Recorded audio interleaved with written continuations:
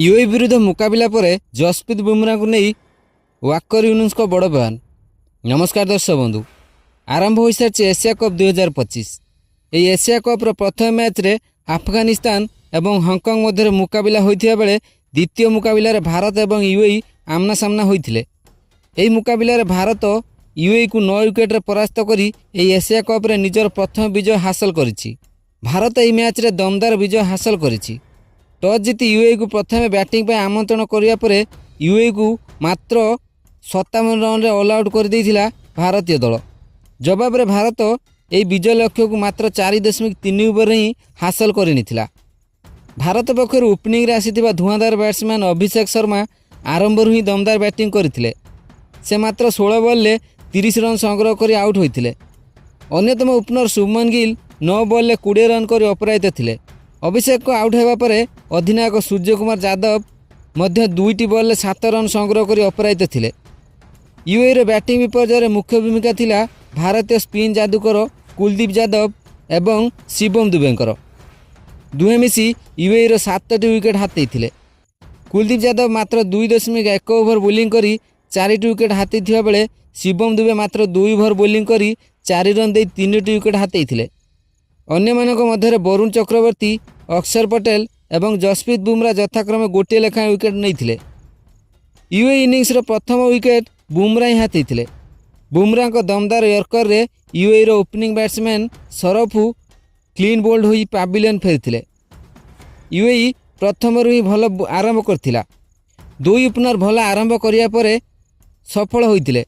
सेही समय लगुला यूएई भारत आगरे एक भल विजय लक्ष्य रखिपारिबो, किंतु यूएई रो एही योजना रे प्रथम बाधा साजिथिले भारतीय द्रुत बोलर तथा विश्वर क्रिकेटर दमदार बोलर जसप्रीत बुमरा। तांकर एही दमदार यर्कर बॉल को सरफू बुझिबा आगरु ही तांकर स्टंप उड़ी जाइथिला।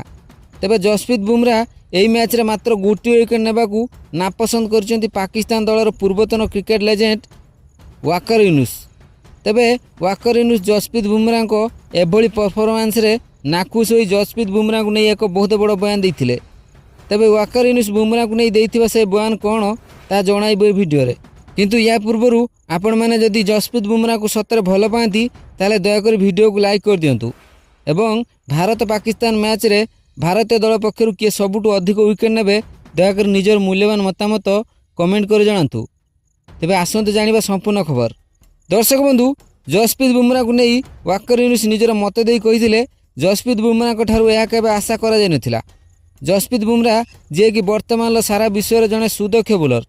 तेबे जसप्रीत बुमरा को बॉल को यूएई रो जणे एभली बेनामी बैट्समैन सरफू जहाँ को अभिज्ञता एत भल नुहे, से पुणी जसप्रीत बुमरा को 3टी बॉल ले लगातार 3टी चौका मारथिले, जहाँ जसप्रीत बुमरा को नाम को शोभा पाउनी।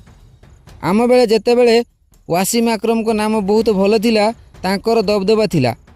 से एते बेले तांको बॉल ले जणे नुआ बैट्समैन केबे भी कोनोसी मैच रे एभली 3टी बॉल ले 3टी चौका मारिबा असंभव थिला। जेउठी एही यूएई विरुद्ध मैच रे शिवम दुबे 2 ओवर रे मात्र 4 रन दे 3टी विकेट नहीं पारिले, सेठी जसप्रीत बुमरा को परि जणे सुदक्ष बोलर एही मैच रे 3 ओवर बोलिंग करी 6.3 हार रे 19 रन दे मात्र गोटे विकेट नहीं थिले। आगो को भारत पाकिस्तान एवं ओमान सहित मैच खेलिबो। ओमान विरुद्ध मैच तो ठीक अछि, किंतु पाकिस्तान भली गोटे मजबूत दल सहित खेलिला बेले को जसप्रीत बुमरा जदि एभली बोलिंग करिवे तेबे भारत को यार मूल्य देबाक पड़िबो। भारत पाकिस्तान विरुद्ध मैच हाथ छड़ा करि पारे।